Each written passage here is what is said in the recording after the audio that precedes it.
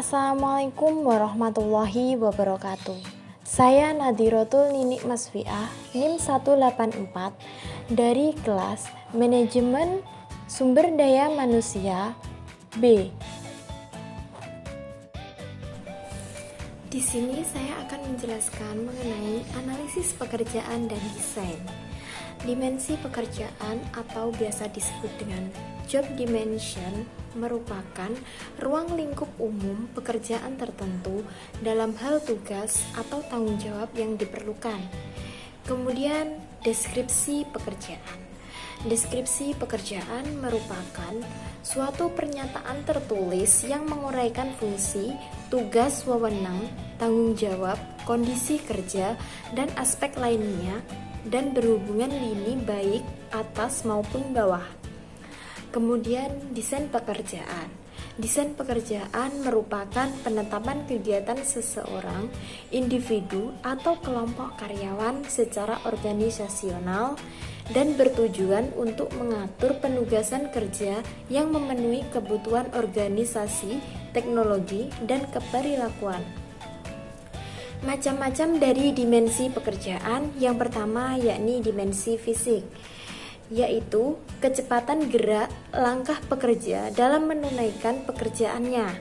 Yang kedua, dimensi psikologis, yaitu pekerjaan mempunyai potensi besar dalam upaya memenuhi kebutuhan-kebutuhan psikologis dasar akan pertumbuhan, pengetahuan, dan pengembangan apabila diorganisasikan dan dikelola secara benar.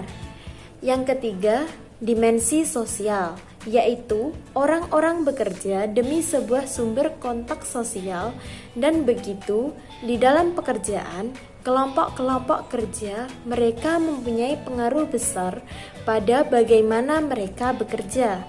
Yang keempat, dimensi budaya atau kultural, yaitu pekerjaan memberikan keberadaban ekonomi dalam bentuk gaji dan juga memberikan kontribusi bagaimana orang-orang menilai kedudukan sosial dan kualitas kehidupan mereka. Yang kelima, ada dimensi kekuasaan, yaitu orang-orang bekerja bagi orang lainnya. Contohnya, bawahan bekerja untuk atasan. Kualifikasi deskripsi pekerjaan. Yang pertama, jelas. Artinya, deskripsi pekerjaan dapat memberikan kepada pembaca isi dan maksud yang jelas.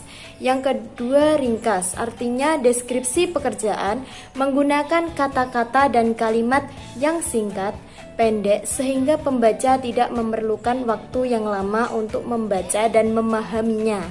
Yang ketiga, tepat. Artinya, deskripsi pekerjaan dapat menyajikan uraian yang memberikan pengertian yang cocok. Yang keempat, taat azas.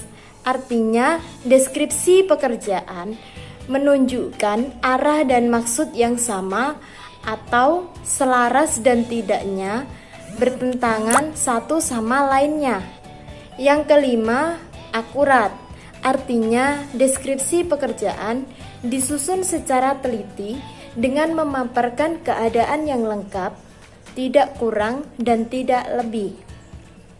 Manfaat dari deskripsi pekerjaan antara lain yang pertama yaitu untuk memperbaiki prosedur dan metode kerja yang lebih efektif dan efisien. Yang kedua, dapat menghindari tumpang tindih tanggung jawab dalam melaksanakan tugas.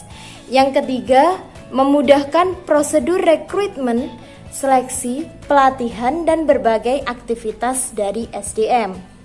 Yang keempat, memberikan arahan tentang pengalaman yang dilakukan untuk melaksanakan dari pekerjaan tersebut. Kemudian unsur-unsur dimensi pekerjaan. Yang pertama, unsur organisasional, yaitu desain pekerjaan berkaitan dengan efisiensi kerja. Yang kedua, unsur lingkungan. Unsur lingkungan merupakan dalam mendesain pekerjaan ini tidak bisa lepas dari unsur lingkungan. Yang ketiga, unsur keperilakuan. Desain pekerjaan tidak bisa dikaitkan semata-mata dengan efisiensi kerja saja, meskipun disadari bahwa orientasi efisiensi efektivitas dan produktivitas sangat penting. Dan kemudian ada desain kembali pekerjaan. Desain kembali pekerjaan yang pertama yakni rotasi tugas, yang berarti memindahkan karyawan dari satu pekerjaan ke pekerjaan lainnya tanpa mengubah jenjang kepangkatan atau jabatan. Yang kedua, perluasan tugas. Artinya bertambah banyaknya isi suatu tugas yang pada gilirannya membuat aktivitas penyelesaian pekerjaan semakin bervariasi. Yang ketiga, memperkaya pekerjaan. Maksudnya bahwa karyawan memberikan keleluasaan dan tanggung jawab besar dalam merencanakan kegiatannya. Berdasarkan penelitian yang dilakukan oleh Diah Kuswardani pada PT Kedaung Indah Kan Tbk Surabaya, merupakan perusahaan yang bergerak di bidang produksi dengan produk utama peralatan dapur, email, dan kemasan, menunjukkan bahwa kelima dimensi pekerjaan berpengaruh terhadap kinerja atau potensi karyawan perusahaan, di mana setiap kebijakan yang dibuat oleh manajer perusahaan mempertimbangkan keseimbangan di antara dimensi pekerjaan dan kebutuhan karyawan, di mana bertujuan untuk mempengaruhi perilaku dan kepuasan pekerjanya yang membuat pekerjaan dapat meningkatkan produktivitasnya. Sekian penjelasan dari saya. Jika ada kurang lebihnya, saya mohon maaf. Wassalamualaikum warahmatullahi wabarakatuh.